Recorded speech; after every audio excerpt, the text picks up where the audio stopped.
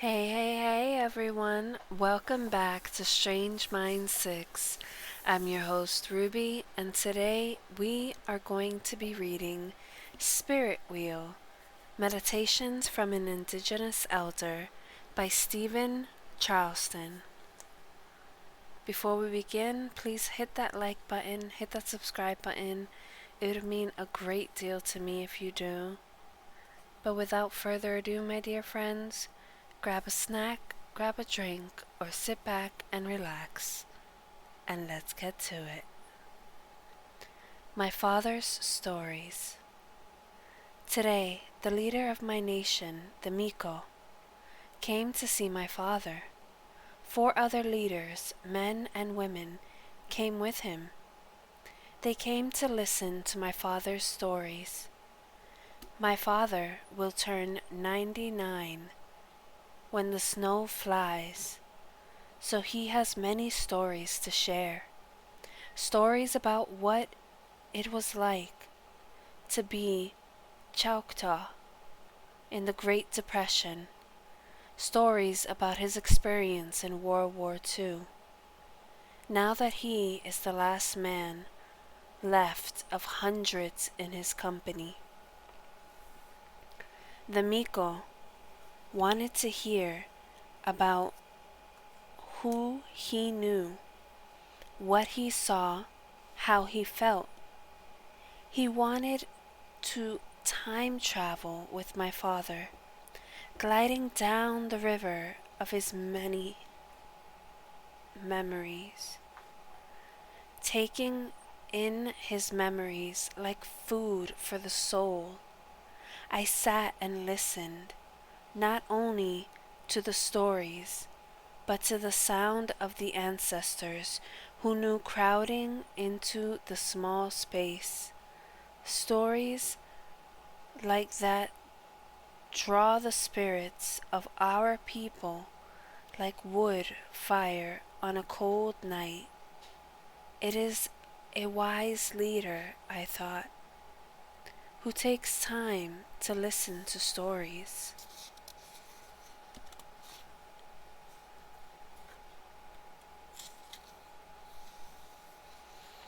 Words will pass away. My words will not last, no matter how wise they may seem. For many, let me start over. My words will not last,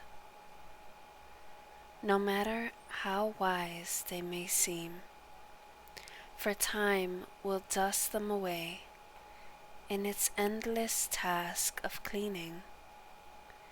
But if by grace I am able to inspire one other soul to love, to take the risk of love for the sake of love, then I will have written something that will forever endure, for it will be written on the heart of another human being.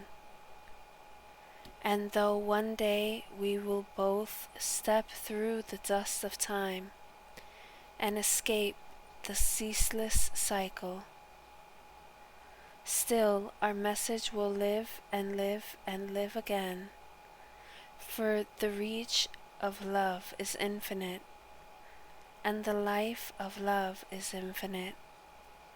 Words will one day pass away, but the love we release into creation will never be lost, for through it we are drawn to its source, a place more wondrous than any word will ever convey. 2 things. Here are 2 pieces of spiritual information from the collected wisdom of Native America that may be helpful for you to know. 1. There is a creator who is conscious of and involved in your life. 2. This creator has a sense of humor. Let those two thoughts just abide in your heart and mind for a moment.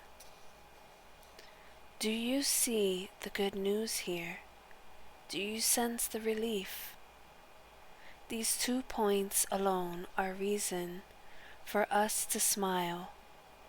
The Spirit knows us and accepts us as we are. No frowns involved. So take a breath. It is going to be okay. Mystic of the all-night diner. I am the mystic of the dollar store and the all-night diner.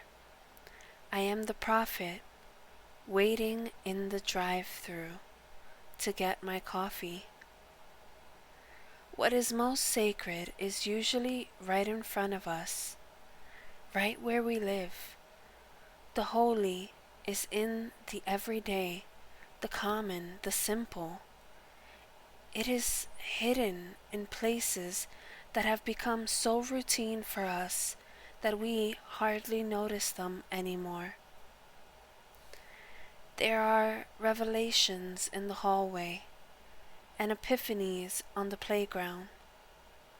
All around us the Spirit is present, vibrant and alive, just waiting for us to make a connection. Our spiritual discoveries may sometimes be on mountaintops, but 9 times out of 10, they are made while looking at old photos or hearing a piece of music that suddenly makes you seem like a time traveler. I am the pilgrim of the neighborhood, the sage of shared wisdom, stopping by to wish you well, bringing you a word you have known all your life. The path worn smooth. If you are walking a long and difficult path, you may find it worn smooth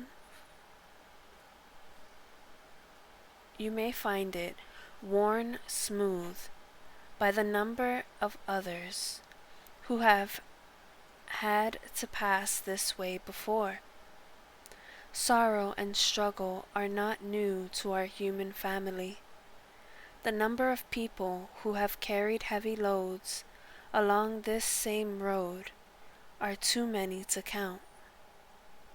You can see the evidence of their passing. You can also feel their presence. For in their heavy burden, they made their imprint upon the earth. You can feel them watching over you, encouraging you to take the next step. The silent witnesses to our pain walk beside us. The ancestors of our journey lead us to the high ground of hope. Keep going. And this is where we are going to stop, my dear friends. Tune in next time. This has been Ruby, signing off.